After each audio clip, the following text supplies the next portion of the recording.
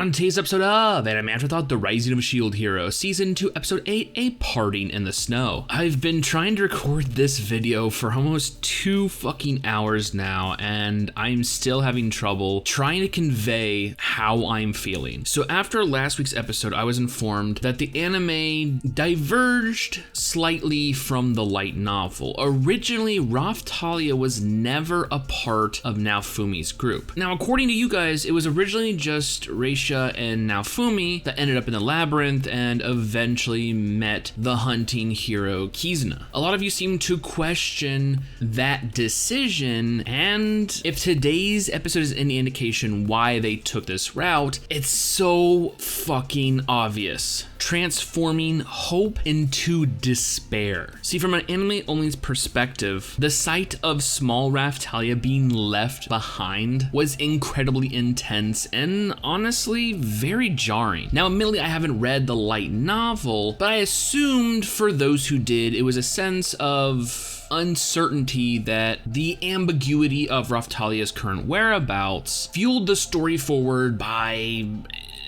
anxiety. While unnerving, the old adage comes into play: what we don't know can't hurt us. But to be face to face with genuine dread, that feeling is truly indescribable. I would love to know your guys' opinion who have read the light novel. Which narrative path is more emotionally devastating? Was it the uncertainty of not knowing, i.e. the Schrodinger's Raphtalia? She could be good or she could be bad, we don't know, and in a sense, she's kind of both. Or is being plucked from our very eyes more profound? All I know for sure is, as she turned to Naofumi with tears in her eyes, it was as if my heart almost stopped. I just couldn't fucking take it.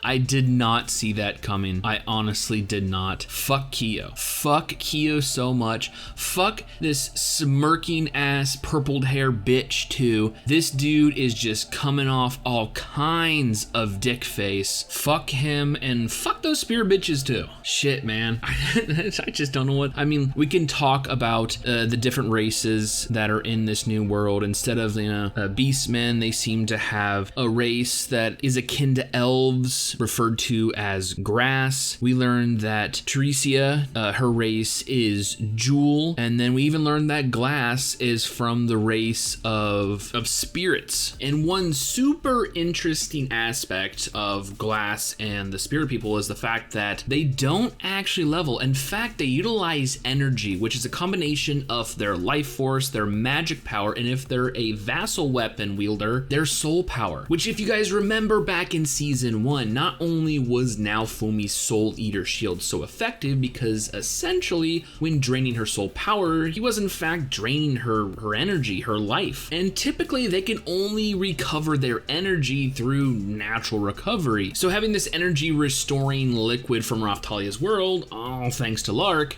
is coming in absolutely clutch. It's so rare that everyone is just champing at the bit to get their hands on it. Speaking of items, look at all the different effects that the items have from each world. Just another example that's leading credence to the reality that something that works in Raphtalia world doesn't necessarily work the same in Glasses.